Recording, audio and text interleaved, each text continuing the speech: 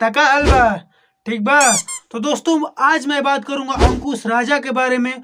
उनका एक गाना आया है भरत अस भाई। इस गाने को आप लोग ध्यान से सुनिएगा ना तो हम गारंटी दे रहे हैं कि आपको रोम रोम के रोए खड़े हो जाएंगे। मगर पता है इस गाने पर 2 दिन में 4 लाख व्यूज क्यों है? क्योंकि इस गाने में चोली चड्डी नहीं दिखाया गया है ना। अगर इसी गाने में चोली चड्डी दिखाया गया होता ना तो हर दिन मिलियन व्यूज आते इस गाने पर। सही बात बा।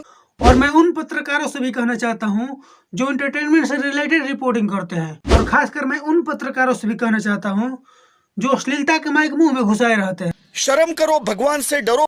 अरे यार अश्लीलता के पीछे भागना बंद करो, अच्छे गानों का सपोर्ट करो। टीआरपी बढ़ाने के चक्कर में मत पड़ो यार। अच्छा काम करोगे अच्छा नाम पाओगे। सही बात बा, ये बात बा। अब जरा मैं इस गाने पे आए लोगों का कमेंट देख लेता हूँ। आज भोजपुरी इंडस्ट्री में ऐसे गाने की जरूरत है, पर अफसोस यह है कि जब कभी ऐसे गाने आते हैं तो बहुत कम ही लोग सपोर्ट करते हैं। ऐसा क्यों?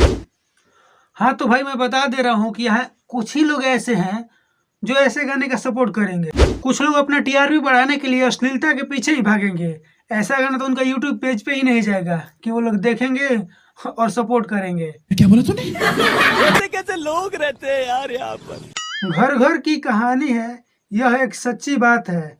ऐसे गीत 10 बार सुनो दिल दहल जाता है और आंखों से आंसू निकल जाता है। बात तो सही है कि हर घर में हर भाई में बंटवारा होता ही है, मगर ऐसा गाना 10 बार भी सुनने पर मन नहीं भरता है। भोजपुरी को अश्लील कहने वाले लोगों, ये भी गाना भोजपुरी का ही है। लाग गई तमाचा नो। भाई भोजपुरी इंडस्ट्री में ये दोनों भाई अच्छा काम तो कर ही रहे हैं। लव यू भाई। मिलते हैं बहुत जल्द एक नया रोस्ट वीडियो के साथ। तब तक के लिए चैनल को सब्सक्राइब कर लो यार। जय हिंद। दुखवा में हमारो जिंदगी आई बीतल, सुख से तोहार लड़ी कर